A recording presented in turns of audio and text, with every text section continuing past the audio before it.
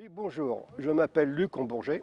Je suis le président du club de bowling d'Évreux-Netreville, du BCAE. Nous sommes 28 licenciés.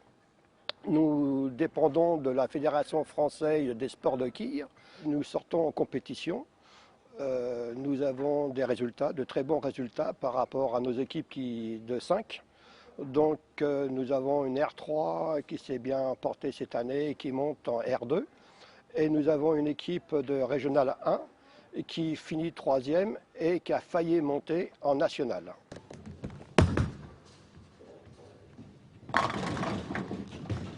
Bonjour, je m'appelle Claire Jean-Marc, je suis membre du BCAE, Bowling Club Aéro d'Évreux, et adhérent et licencié. Le petit sujet que nous faisons aujourd'hui, c'est pour vous qui avez peut-être déjà mis les pieds dans un bowling ou pas. Nous désirons vous présenter les bases de ce qu'est le bowling. Vous savez, ce fameux jeu de quilles où il faut, avec, si possible, une seule boule, faire tomber 10 quilles en une seule fois. Maintenant, on va passer aux choses sérieuses. Une fois que le club s'est présenté, on va passer sur la description d'une piste de bowling. Donc nous avons des pistes qui sont maintenant en synthétique, qui étaient à l'époque en bois. Donc c'est beaucoup plus facile, il n'y a plus à raboter les pistes si on suit, il n'y a plus uniquement qu'à les huiler. Donc nous avons une distance de la ligne de faute jusqu'à l'axe de la première quille qui est de 60 pieds, donc 18 mètres. C'est une discipline sportive qui nous vient des États-Unis, sachant que c'est parti de l'Europe et que malheureusement tout est en mesure anglaise. C'est Jean-Marc, vous vous rappelez de moi? Nous avons déjà parlé ensemble tout à l'heure. Mon camarade Luc, président du club, vous a parlé de la piste, vous a donné des dimensions, vous a donné un tas de choses sur la piste, mais la piste, ça ne suffit pas. Il y a les quilles, mais aussi des boules. Et maintenant, on va parler des boules, comment on les choisit et pourquoi on les choisit comme ci ou comme ça. A tout de suite. Nous y voilà. Le caissier ou le gérant du bowling vous a indiqué une piste où vous rendre et vous arrivez devant cet appareil qui vous présente une variété de boules. Et pourquoi différentes couleurs? Parce que par couleur correspond un poids, qui est indiqué d'ailleurs par une valeur, et ce poids est en livres, 7, 6 ou plus. Vous allez donc d'abord choisir une boule en fonction de son poids. Comment savoir si le poids vous correspond ou ne vous correspond pas? Vous attrapez cette boule, vous la prenez dans votre main correctement, l'attendez. Et si vous pouvez la tenir 2 à 3 secondes comme ceci, c'est qu'elle va correspondre à une capacité pour vous de la jeter. Si par contre elle tombe brutalement, vous ne pouvez pas la tenir, changez de boule, prenez une plus légère. Autre chose, cette boule, je ne vais pas seulement la choisir en fonction de son poids, je vais aussi la choisir en fonction de la taille de mes doigts. Vous pouvez être très jeune, des enfants jouent au bowling, à partir de 10 ans, pourquoi pas 8 ans. Tout est une histoire de physique et de morphologie. Et à 70 ans, pourquoi pas continuer à jouer au bowling? Tout le monde est bienvenu. Alors, ces doigts, c'est quoi? Des perçages. Je vais attraper ma boule d'abord avec ces 2 doigts. Ils doivent rentrer sans difficulté et ne pas flotter dans ces orifices. Puis, rentrer le pouce, comme ceci. Mon pouce doit rentrer sans difficulté, ne pas coincer et en sortir aussi sans difficulté. Et là, je vais présenter ma boule comme ceci, la main en dessous, et non comme ceci.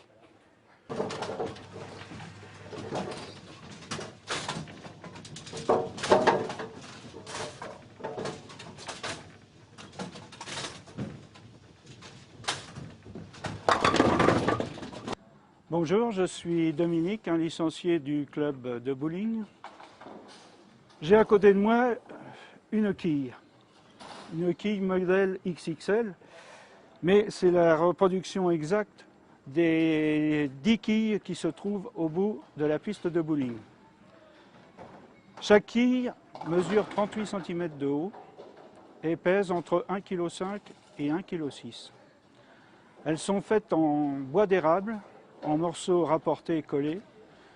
Ensuite, elles sont tournées comme un morceau de bois et elles sont recouvertes d'un produit d'une résine synthétique. Et voilà les fameuses quilles qu'il faut abattre, soit en strike, soit en spare. Alors, nous avons expliqué déjà bien des choses, comment choisir une boule, qu'est-ce que sont les quilles, mais maintenant, ma boule, comment je vais l'acheter? Eh bien, regardez bien cette position. Elle est très importante dès votre point de départ. Vous êtes centré sur la piste et vous tenez votre boule main en dessous, comme je vous l'ai indiqué tout à l'heure. Et maintenant, nous allons partir et jeter cette boule en 4 pas. Regardez. Et 1, et 2, et 3, et 4. Le bras est monté très haut. L'accompagnement de cette boule était parfait. Donc nous avons vu tout à l'heure un droitier. Maintenant, malheureusement, dans la vie, il y a des gauchers.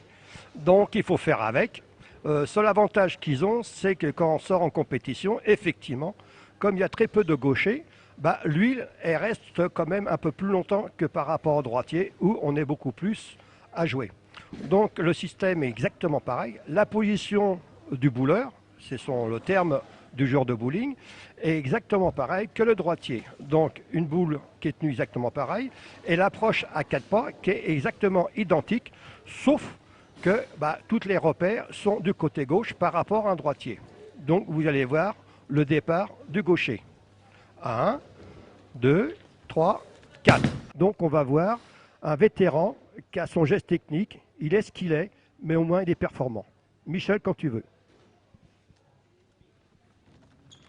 Voilà, donc on a vu, c'est le lâcher à Michel. Eh bien, c'est un strike. Donc là, on va voir une féminine qui va lancer sa boule à sa manière. Quand tu veux, Thérèse. Voilà, on a toujours les 4 pas et la position finale. Donc là, nous avons Dominique et qui a un geste à l'opposé du geste technique naturel, ce qu'on appelle du backup. Donc il va partir et au lieu d'avoir une ouverture de sa main sur la gauche, il va avoir une orientation de son poignet sur sa droite à lui, de façon que la boule, au lieu de partir rentrer sur sa gauche normalement, elle va rentrer sur la droite. Dominique, c'est quand tu veux. Regardez bien son poignet. Il va avoir une rotation. Le but de l'opération, c'est de faire tomber des quilles. Allez, Jam, quand tu veux. Donc toujours une approche à 4 pas. Voilà. Il faut savoir que quand les gens jouent ou sortent en compétition, ce qu'on appelle, je joue avec des boules réactives. Donc ils ont une coque beaucoup plus agressive que les boules de râtelier, dites de râtelier ou dites d'open, et avec un noyau interne qui est complètement décalé. Et ça, sur le stand, on voit des boules qui sont coupées en deux et on voit la différence entre une boule d'open et une boule réactive avec laquelle on joue, et aussi la manière de tenir les boules qui sont totalement différentes, sachant que nos boules elles sont percées à nos doigts, bien spécifiques, et qu'elles sont percées en finger, c'est-à-dire que au lieu de rentrer les 2 phalanges dans les trous des boules, nous rentrons qu'une phalange.